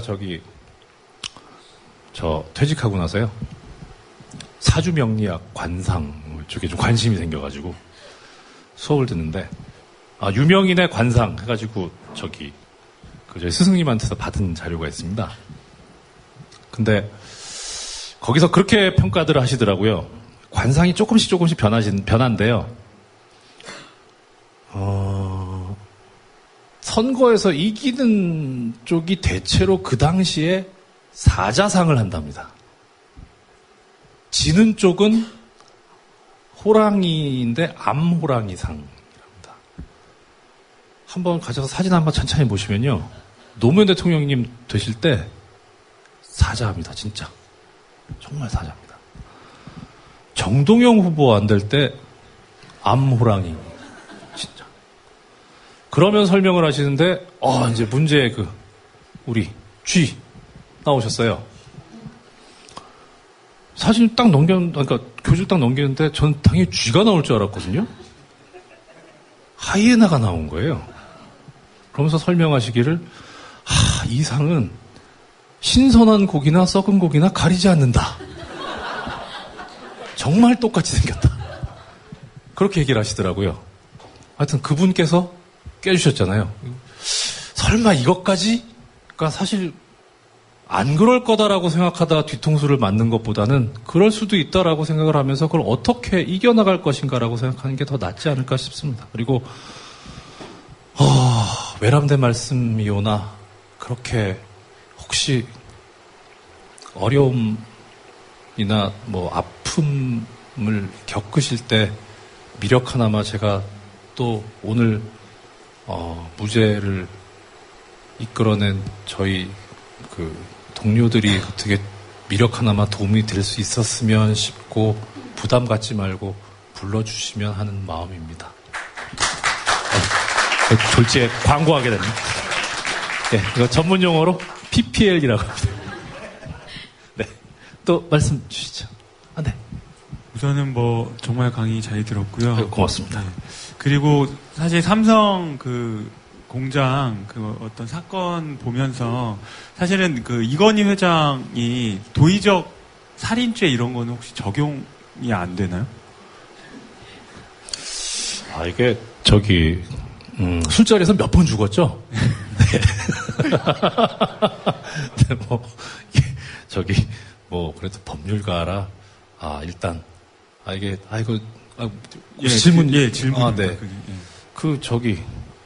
법과 도덕은 다른 거라고 해서 도의는 도덕이고 살인죄는 법률이라 이게 다른 분들이 이렇게 물으시면 사실은 그냥 원칙대로 말씀을 드리고 마는데 이렇게 페이스북이나 트위터나 하면서 이분은 우리 편 같다라는 생각이 들 때는 이거 안 되는데요라고 말씀드릴 때 저도 저 치면서 참 짜증이 납니다.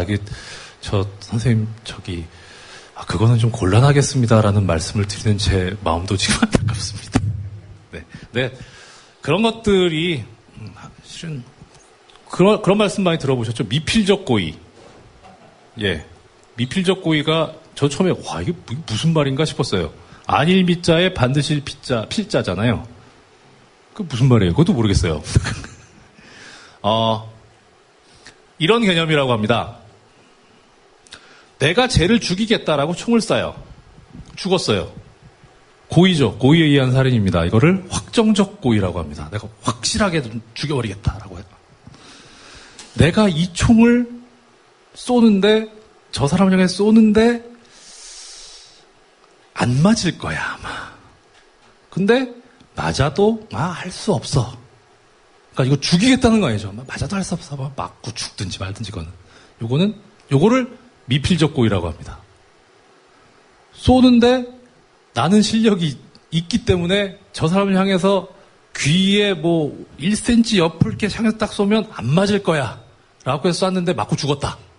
이거는 고의는 아니죠. 죽이려고 안 했으니까. 과실범입니다. 예, 그렇게 교과서에서는 차이를 분리를 합니다. 저는 하여튼 미필적 고의 말씀드린 거는 또 하나의 약속이 나오기 전에 그때 반올림에서 책을 냈었죠. 네, 그 책을 보고 정말 분개했었습니다. 이거는 살인의 미필적 고의는 있을 수도 있겠다는 생각을 했어요. 만약에 몰랐다? 이렇게까지 이런 시설이 들어오고 이 시설을 투자를 하는데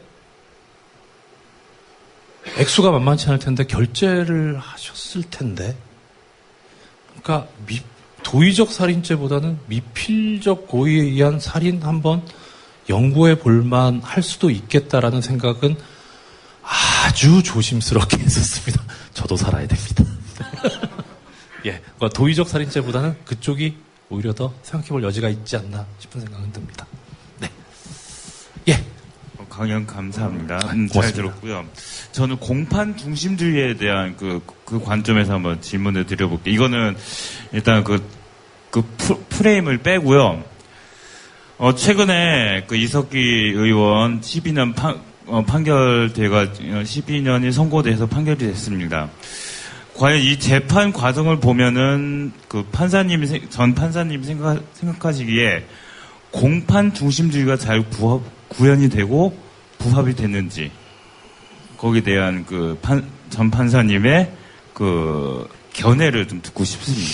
죄송합니다만 제가 그 사건 판결문을 못 봐서, 혹시 지금 선생님께서 어떤 부분 때문에 그런 의문을 가지게 되셨는지 그걸 한번 말씀을 주시면 제가 말씀을 드리기가 더 쉽지 않을까 싶습니다. 그 아로의 녹취록을 가지고 녹취록을 허접하게 만들어냈죠. 증거로. 그거를 판사는 그걸 받아들였고요. 거기에 대해 공판 중심주의에서는 증거재판 원칙이 자리 잡아야 된다고 생각하는데요. 과연 이런 검사들이나 국정원에서 만들었던 증거들을 판사가 배척을 할 수 있다라는 생각이 들었었는데 왜 그것을 받아들였는지. 제가 그 사건의 재판 과정에 대해서 잘 몰라서요. 혹시 그 녹음 파일에, 그러니까 일단은 원칙론을 말씀을 드릴게요. 저는 그 원칙론에도 예. 원칙론이 녹음된 파일이든 테이프이든 그런 게 있으면 일단은 녹음을 틉니다. 틀어서 들어보죠. 그러면은 이 녹음에 나오는 목소리가 누구 것이냐라고 하는 것을 먼저 증거를 제출한 쪽에서 얘기를 해야 됩니다. 그러니까 당연히 그 녹취 파일이면 검찰 쪽에서 냈으니까 이거는 누구 목소리다라고 얘기를 했겠죠. 그러면은 그 목소리의 주인공이라고 지목을 받은 사람이 예를 들어서 일단은 그 목소리가 검찰 쪽에서 주장하는 그 주인공의 목소리하고 같으냐 다르냐, 같다는 점을 피고인 쪽에서 인정을 하느냐를 물어봅니다. 인정하면 그건 증거가 되는 거고요. 인정하지 않는다라고 하면 그 목소리의 주인공으로 지목된 사람이 나와서 만약에 제3자라면 증인으로 선서하고 내 목소리 맞다, 아니다 얘기를 해야 됩니다. 그래야지 증거로서의 효력이 생깁니다. 아니고 만약에 피고인이다라고 하면 그러면은 다른 방법으로 이게 피고인의 목소리라는 걸 증명을 해야죠. 네, 그게 원칙입니다. 그게 어떻게 되는지, 그 다음엔 어떻게 되는지 저는 잘 모르겠습니다. 제가 여쭤보려던 취지가 녹취에 대한 증거 능력에 대해서 여쭤봤거든요. 예. 답이 됐습니다. 네. 다행입니다. 네. 아이고, 잘 모르고 답하는 게 참 겁나네요. 원칙밖에 말씀드릴 수가 없어서, 네, 다행입니다. 강연 잘 들었습니다. 고맙습니다. 제가 질문할 부분은요, 개인적으로 저는 우리나라의 법률 저널리즘이 거의 전무하다고 생각을 하거든요. 그래서 국민TV도 언론사로서 그런 역할을 보여줬으면 좋겠다는 생각도 개인적으로 갖고 있고요.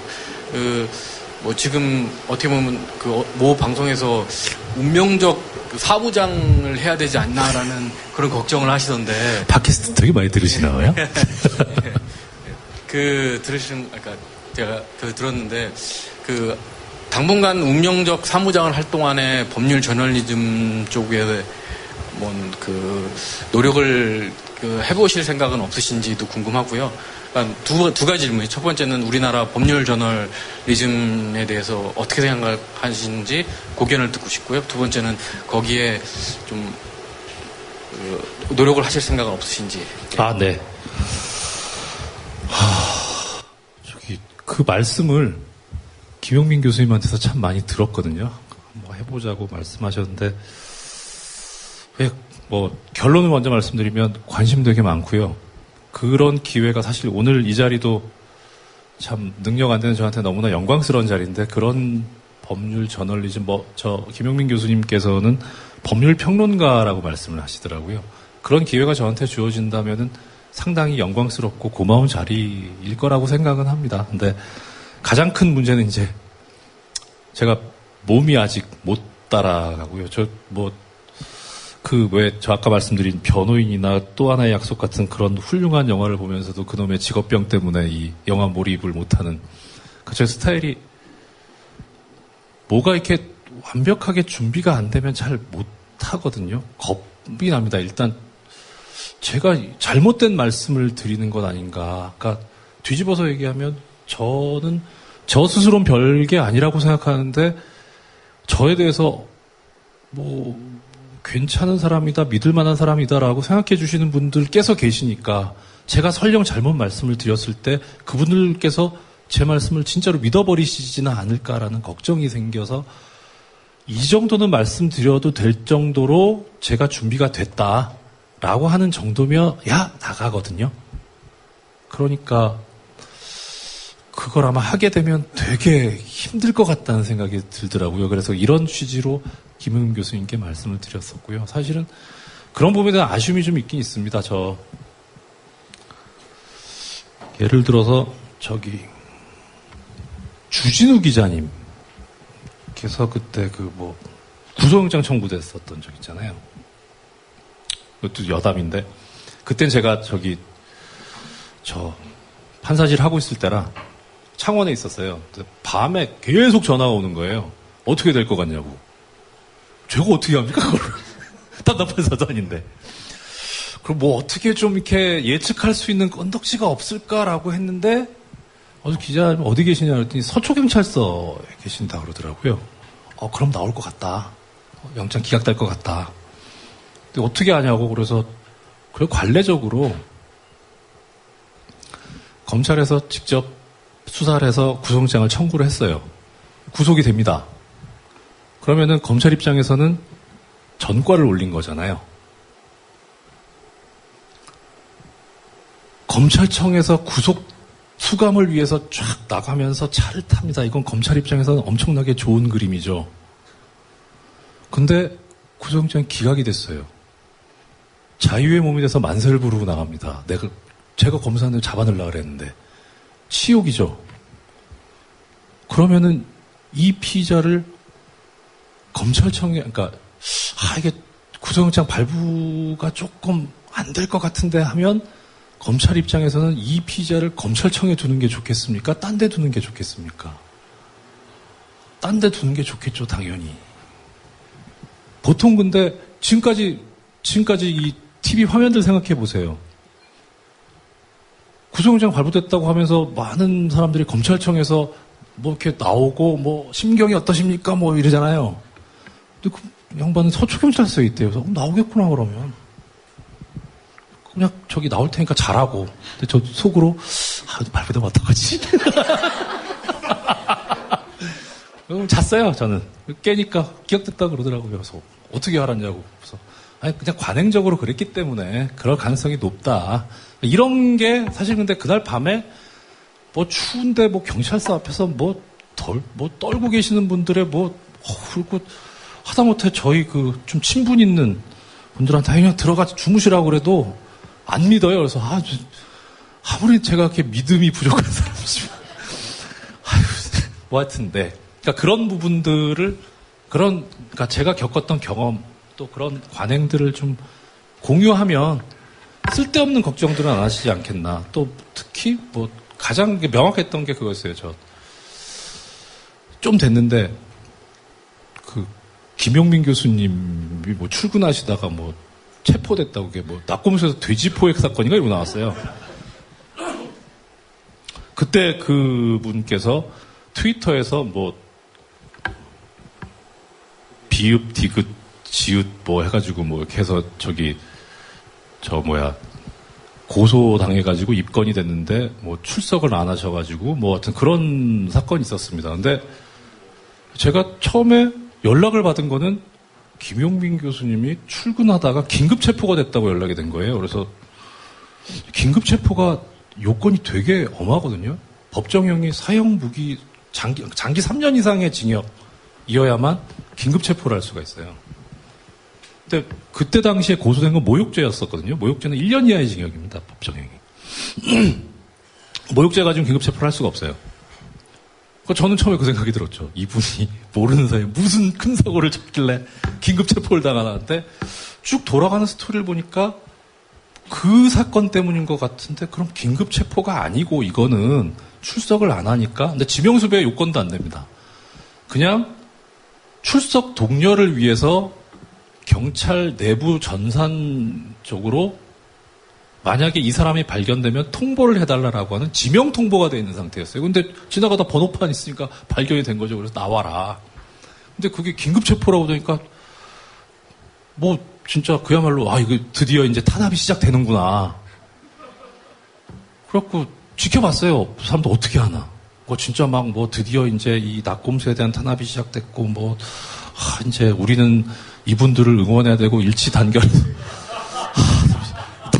더 가만히 놔뒀다가는 화병 생기는 사람들 생겼다 해서 이게 법정 요건이 이러고 그러니까 아마 아무리 늦어도 정오 전에는 나오실 거다 했더니 다녀오셨다고 또 트위터에 올리셨더라고요. 그래서 에이 정말 사람 걱정시키는 건 뭐 있네. 하여튼 이런 것들이 공유가 되면 쓸데없는 걱정들은 안 하실 테니까 그래서 그게 법률 저널리즘이어도 좋고 법률 평론이어도 좋은데 그런 거는 좀 어떤 방식으로든 꼭 방송이 아니더라도 해보고 싶습니다. 기왕이면 그래도 조합원으로 있으니까 국민TV를 통해서 했으면 좋겠는데 말씀 다시 드리지만 부담은 모르겠어요. 그냥 모든 걸 접고 거기에만 전념할 수 있는 보수를 주신다면 모를까. 속 보이는 소리 했습니다. 죄송합니다. 예.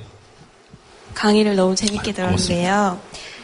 아까 전에 사법개혁을 말씀하셨는데, 국민의 삶과 굉장히 괴리가 있다고 하셨어요. 네. 그러면 본인이 생각을 하셨을 때 국민의 삶과 맞닿아 있는 그런 사법개혁안 같은 게 있으신지 좀 궁금합니다. 결론 먼저 말씀드리면 없습니다. 네, 그것까지 생각할 정도로 그렇게 제가 수준이 높진 않고요. 그런 생각은 들었어요. 제가 꿈이 있다면, 판사로 있을 때 꿈이 있다면 병원의 특진처럼 우리나라는 지금 특진이 사실은 특진이 아니잖아요. 이렇게 의사 선생님 지정해서 내가 저 의사 선생님한테 진료를 받고 싶다. 그래서 그 비용을 추가로 내겠다라고 하는 게 특진 제도인데 사실은 이제 특진처럼 운용이 안 되고 있는데 법원에서 판사를 우리 둘이 지금 분쟁이 생겼다. 싸움이 벌어졌다. 이거를 옛날에 조선시대 싸움 벌어지면 저 사또한테 가자 이런 식으로 누구한테 가서 얘기를 들어보자. 걔 말은 믿을 수 있다 하는 그 대상이었으면 하는 생각을 했었던 적은 있습니다. 근데 그것이 전제가 되려면 상당히 여러 가지 그것이 이루어지려면 여러 가지 전제가 필요하겠죠. 일단은 판사들이 지역을 돌아다니면 안 될 것이고 미국에서 보니까 그 부분은 참 마음에 들더라고요. 판사들의 보수가 그렇게 높지가 않았던 걸로 기억합니다. 그리고 대신에 연배가 되게 높아요. 얘기를 해보니까 그 지역에서 특히나 이제 선출직, 아예 지방법원 판사를, 개개 판사를 다 선거로 뽑습니다. 물론 선거운동의 폐해는 있을지언정, 그건 사전에 조율이 되는 거죠. 지역의 변호사 단체라든가 해가지고, 이 사람은 법률가로서 신망받고 존경받을 수 있는 사람이니까 신을 대신해서 재판을 할 수 있는 자격이 있는 사람이다. 그러니까 우리 변호사 단체에서 저 사람을 이번에 판사로 추천한다. 라고 공식적으로 선언을 해버립니다. 그러면은 그분은 선거를 하더라도 당선되죠. 사실 일반인 입장에서는 뭐 누가 적격인지는 모르지 않습니까? 그리고 나서 보면 이제 그분이 그렇게 평가를 받기까지는 그 지역에서 여러 봉사도 하고 활동도 하고 그렇게 해서 정말 마음에서 우러나오는. 그러면서 사람들이 저 변호사 괜찮다. 저 사람 판사하면 좋겠다. 라고 하는 게 되는 거죠. 그러면은 그 다음에는 다툼이 생겼으니까 그 사람한테 가자라는 게 될 수 있는 거죠. 그러니까 그런데 어떤 일종의 좀 작은 지역 공동체 정도면 될 수 있을 것 같아요. 그런데 예를 들어 우리 여기 지금 국민TV가 있는 합정동만 해도 옆집 사람 잘 모르잖아요. 그러니까 뭐 무슨 일이 벌어졌을 때 우리 어디 가자. 도시에서는 잘 모르겠습니다. 하여튼 뭐 그런 게 됐으면 하는 그거는 그냥 뭐 아주 거칠고 소박한 꿈은 그렇습니다. 그런 사회가 됐으면 싶고요. 사법이 그렇게 된다면 아마 다른 분야, 뭐 정치, 경제, 뭐 교육 다 그렇게 돌아가고 있지 않을까 싶어요. 그러니까 사법이 정말 국민의 피부에 와닿고 뭐 가장 이상적인 그런 상태가 된다면 다른 우리 사회, 우리 나라의 모습도 상당히 많이 달라져 있을 거는 같아요. 그러니까 결국은 사법이 사법 하나로서만 움직이는 게 아니라 다른 것과 유기적으로 연동해서 움직이지 않을까 싶습니다. 하여튼 그냥 소박한 꿈은 그렇고 저도 그런 거에 관심이 좀 있어가지고요. 안철수 의원님 그 생각이라는 책이 나왔을 때 일세를 찾아놨거든요. 법원만 봤어요. 뭐라고 하시나. 네. 그분에 대해서 뭐 좋아한다, 호불호를 얘기하자는 게 아니라 솔직히 그 부분은 실망이었습니다. 사법에 대해서는 이분이 주위에 변호사들은 많은데 사법에 대해서는 별 큰 연구가 안 돼 있구나라는 생각을 했었어요. 근데 그분도 그러시니까 사실 뭐 얼마나 돼 있을까 싶습니다. 네. 네, 말씀 잘 들었습니다. 고맙습니다. 요즘 하도 그 기사를 보거나 하면 우리가 흔히 염치가 없다를 느끼게 되고 아주 모렴치한 인간들이란 이런 말이 저절로 나오게 되는 때인데요. 판사님이 연수원 시절에 가장 그 법조인으로 가는 길에 가슴 깊이 새겨둘 수 있는 그런 말씀을 해주신 교수님 말씀이 계시다면 좀 듣고 싶고요. 그분의 지금 근황 아니면 그분의 전함도 함께 말씀해 주실 수 있는가 좀 여쭤보고 싶습니다. 네. 일단은 저 때 연수원 교수 하셨던 분들께서는 지금 다 변호사로 계십니다. 아까 말씀드렸던 대로 제가 연수원 23기로 수료했는데 그때 교수님들이 4기? 5기? 지금 대법원장하고 비슷비슷하니까, 예. 다 뭐 퇴직들은 하셨고요. 이분이다라고 생각하는 분은 솔직히 없고요. 기억나는 거는 그런 건 있습니다, 직접 제가 배운 분은 아닌데요. 그분께서 변호사로 활동하신다는 말씀은 잘 못 들어봤는데 이창구 교수님이라고 계셨어요. 그분께서 제가 근무할 때는 아니고 창원지방법원장으로 그러니까 처음 법원장이 돼서 부임하시는데 창원지방법원에 부임하셔가지고 뭐 처음에 취임하면은 취임식 행사도 있고 취임사 하지 않겠습니까? 그럼 뭐 제가 이제 법원장이 돼서 뭐 이 지역에 뭐가 어떻고 저떻고 뭐 이제 막 원고 읽고 막 합니다. 근데 그분이 딱 취임식 할 때 보통 그 지역에 그 방송사에서 와서 카메라 놓고 뭐 이제 기자분들 사진 찍고 뭐 오늘 뭐 예를 들어 창원이다 그러면 창원지방법원장으로 새로 누가 부임했는데 뭐 취임사에서 뭐라고 강조했다 뭐 이런 식으로 이제 기사 나가고 하거든요. 근데 그 어른이 취임사 때 그러셨다 그러더라고요. 예, 여러분 새로 온 법원장입니다. 잘해봅시다. 끝! 이러고 가셨다 그러더라고요. 참 권위주의적이지 않고 소탈하다. 근데 그런 생각을 했었는데 그분이 연수원 교수로 계셨고 또 한 분 기억나는 분은 헌법재판관까지 하셨어요. 이공현 그 어른은 변호사를 하고 계시는데 그 어른은 그러시더라고요. 그 당시에 본인이 판사인데 부장판사로서 연수원 교수로 계셨거든요. 근데 우리들은 다 변호사 자격을 좀 있으면 부여받게 될 거고 변호사다. 그리고 같이 우리나라 법조계를 이끌어갈 동료다라는 얘기를 하시더라고요. 근데 저보다 20년 가까이 넘게 선배인데 동료다라고 하는 거에 대해서 되게 좀 그런 좀 좋은 감정을 받았습니다. 그리고 나서 저도 이제 그 후에 지내면서 그러니까 뭐 어떤 위아래 개념이 아니라 뭐 선후배 개념보다는 같이 일을 해나가는, 재판을 해나가는 그런 식으로 지냈었던 것 같습니다. 근데 솔직히 이거는 그냥 법조인들 얘기지, 그렇게 소개시켜드리긴 적절한지 잘 모르겠습니다. 네. 여쭤보는 거는. 네. 연수원 시절에는 다 똑같이 출발선에 서가지고 법조인의 길을 가신 거 아니에요? 네. 그런데 지금 판사님이나 또 다른 지금 재직하시는 분들의 길이 약간 달라져서 우리가 속된 말로 이렇게 욕하는 그런 분들도 계시고 또 국민의 편에서 민의의 편에서 대변인 역할을 잘 해주시는 분도 계시는데 같이 교육을 받고 그 초심이 언제부터 그렇게 흔들려가지고 길이 엇나갔는지, 그리고 아까 말씀하신 것 중에 그 분류를 이렇게 바꾸면서 당당하고 자존감을 가지고 이렇게 지내시는 그 길을 다른 동료들도 지금 뭔가 마음에 흔들리고 있을 테고, 내가 지금 이 자리에서 괴로워하고 있는 그분들한테 정말 함께 우리 이렇게 가자. 나도 이랬다. 이 국민TV에서 느꼈던 이런 국민들의 뜨거운 열기를 믿고 잘못된 거를 바로 한번 가보자 하는 그 초심을 한번 상기 한번 시켜보고 싶은 그런 심정이었습니다. 무슨 말씀인지 알겠습니다. 예, 그런 분들 많이 있습니다. 언제부터 바뀌느냐는 저도 잘은 모르겠어요. 지내다가 그냥 몸에 젖는 것 같아요.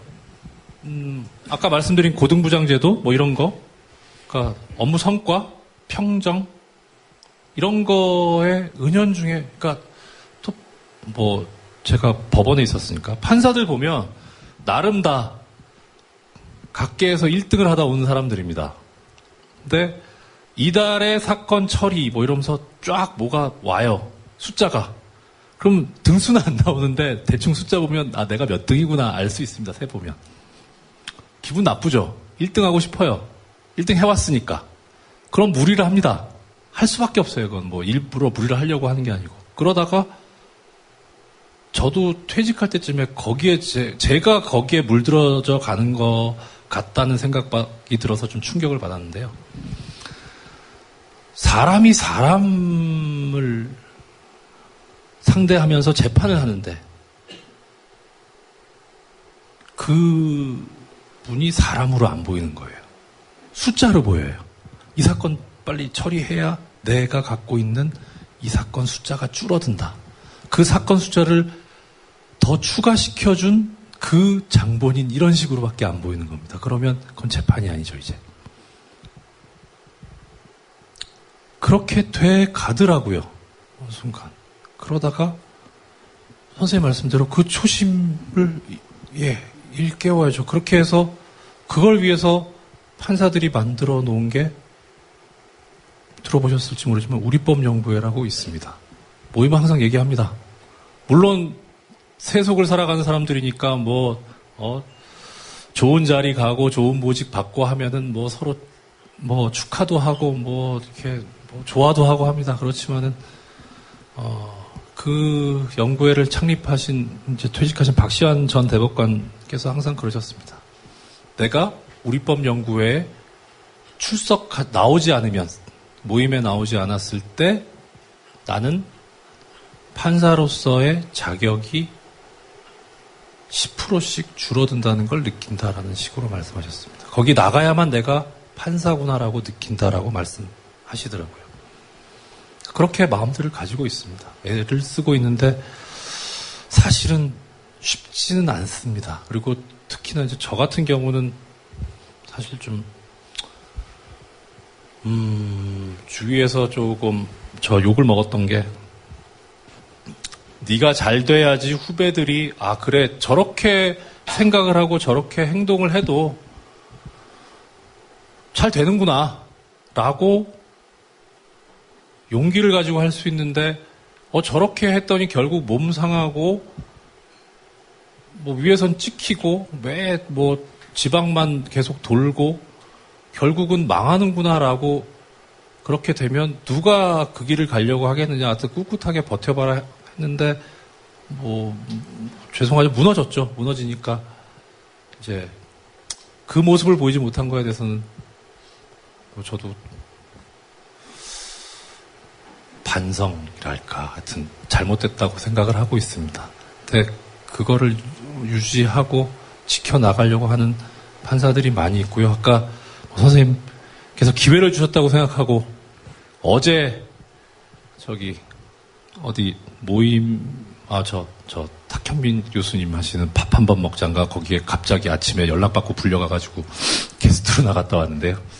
뒤풀이 할 때 어느 PD님이 그러시더라고요. 저보고 당신이 생각하는 것보다 더 많은 사람들이 당신을 지켜보고 있다 라고 얘기하시더라고요. 술이 확 깨더라고요. 그 얘기를 지금 법조인으로 있는 우리 동료들한테 꼭 해주고 싶습니다. 당신들이 생각하고 있는 것, 생각할 수 있는 것 이상으로 많은 분들이 당신들을 지켜보고 있으니까 법과 정의에 어긋나지 않게 똑바로 하기를 바란다라는 말을 꼭 전하고 싶은데 방송을 하는 것보다 저 말씀 주셨으니까 불러가지고 저기 돼지 껍데기라도 먹으면서 한번 제대로 질러보고 싶습니다. 네.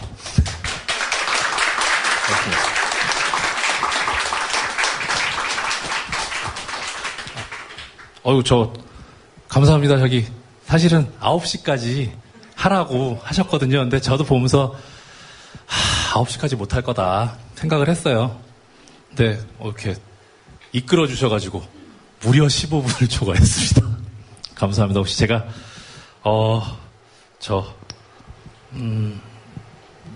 처음에 말씀드렸다시피 같은 시대를 살아가는 사람 중에 한 사람으로서 저 친구 저런 생각을 하는구나, 저런 생각도 할 수 있구나라는 그런 차원에서 받아주셨으면, 들어주셨으면 싶었고, 그리고 또 질문을 이렇게 주시는 질문을 제가 들으면서, 이분들께서 이런 걸 고민하고 계시고, 이런 걸 아쉬워하시고, 이런 걸 원하시는구나, 좀 느낄 수 있었습니다.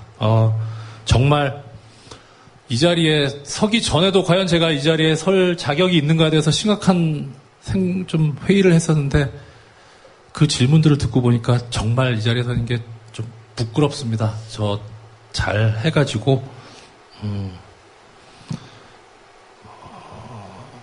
전에 저기 그 국민TV 국민카페에서 앞에 서 있을 때 내가 거기에 앉아 있었는데 소주 한 잔 먹고 싶다라는 말씀을 해주시면 좋을 것 같습니다. 오늘 이렇게 시간 내주신 것이 결코 헛된 시간이 아니었기를 진심으로 바라는 마음을 다시 한번 전해드리고 이상 정말 졸렬한 제 말씀을 마치겠습니다. 고맙습니다.